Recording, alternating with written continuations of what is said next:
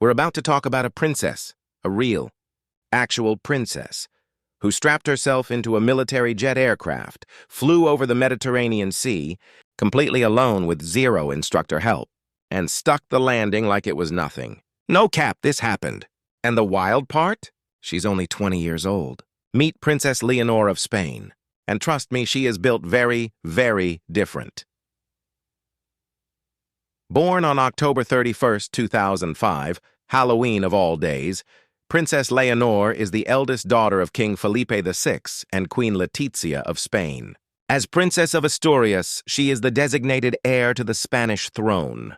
But here is what makes her story genuinely different from every other royal in the world right now. Spanish law requires that the heir to the throne complete mandatory military training across all three branches of the armed forces: the Army, the Navy, and the Air Force. No shortcuts, no exceptions, no royal privilege pass. She has to do the whole thing. Leonor formally began her military training on August 17, 2023, under Royal Decree 173/2023. Her first stop was the General Military Academy in Zaragoza, where she completed Army training and graduated with the rank of lieutenant on July 3, 2024. Phase 2, the Naval Military School, where she trained as a sea cadet aboard the legendary tall ship Juan Sebastián de Elcano, learning navigation, astronomy, meteorology, and amphibious operations, and also served on the frigate Blas de Lezo. She literally circumnavigated South America during her naval training, fam. And then came Phase 3, the one that everyone was watching, the Air Force.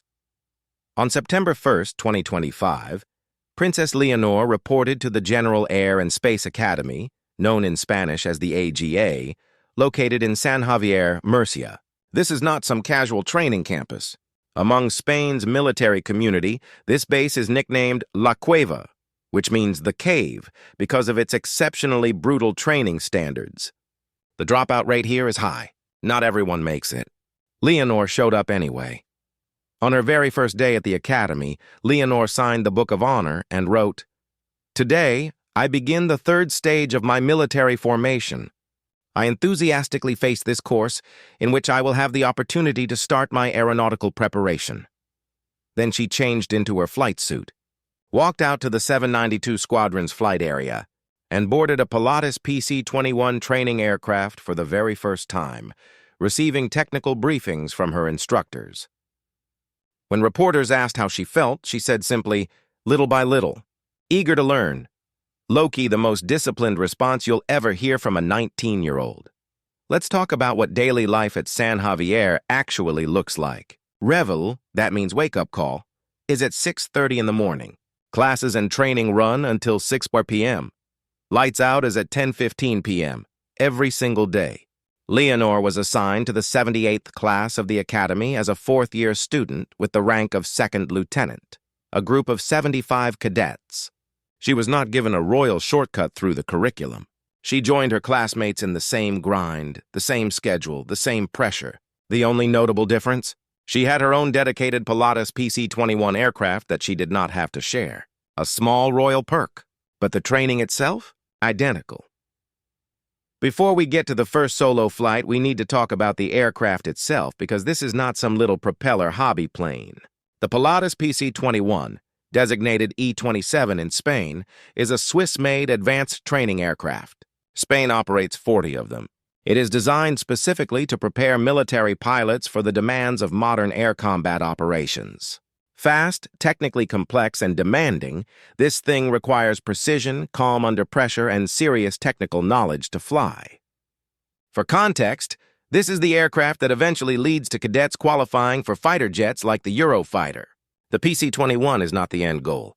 It is the beginning of the real journey. So how do you go from total beginner to flying solo in a military aircraft? It is a very specific, very structured process.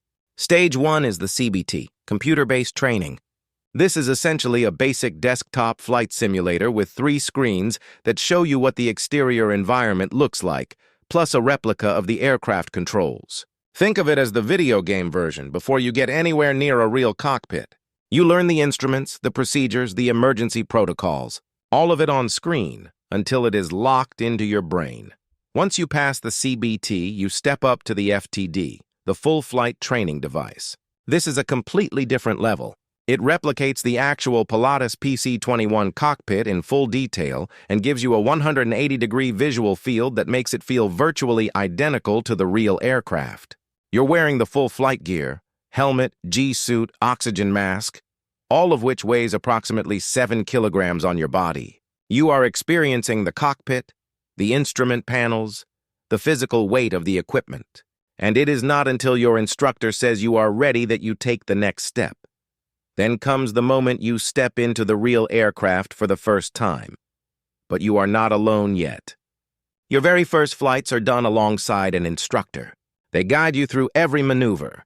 You learn the feel of the controls, the sound of the engine, the real-world turbulence and physics that no simulator can fully replicate. You combine these instructed flights with continued simulator sessions until your instructor decides, based solely on their professional judgment with no fixed deadline, that you are ready. Ready for La Suelta, the release. The first solo flight, December 18th, 2025. 4 months after arriving at the General Air and Space Academy in San Javier, Princess Leonor completed all the required training phases. Her instructor evaluated her. And the verdict? Ready. On December 18th, Princess Leonor of Spain climbed into the cockpit of Pilatus PC-21 aircraft number 792-14, her own aircraft, received her instructor's permission to take off, and flew completely solo over the Mediterranean Sea. No co-pilot, no safety net, just Leonor, the aircraft, and the sky. And after flying over the Mediterranean, she came back and made a smooth, clean landing on the San Javier runway. And here is why this moment is not just impressive, it is genuinely historic. Princess Leonor became the first woman in Spain's entire royal history to fly solo in a military aircraft. Let that sink in. The Spanish royal family has been training their heirs at military academies for generations. Her grandfather, King Juan Carlos III, trained here. Her father, King Felipe VI, trained here. He flew the C-101 between 1987 and 1988, and went on to become a qualified combat pilot with experience on transport planes, helicopters, and even the supersonic Eurofighter. But no woman in that royal lineage had ever reached this milestone before. Leonor just wrote a new chapter, the royal household released official photographs of the moment, and the internet absolutely lost it. In the images, you can see Leonor in full flight gear, helmet on, oxygen mask in place, eyes focused, completely calm. One photo shows her in the cockpit making the gesture to start the engine before takeoff. Another captures her confident smile after landing, pointing to her newly earned pilot's wings badge. That smile said everything. This was not a princess performing a royal duty. This was a pilot who had put in 4 months of brutal work and earned her moment. Now here is the thing.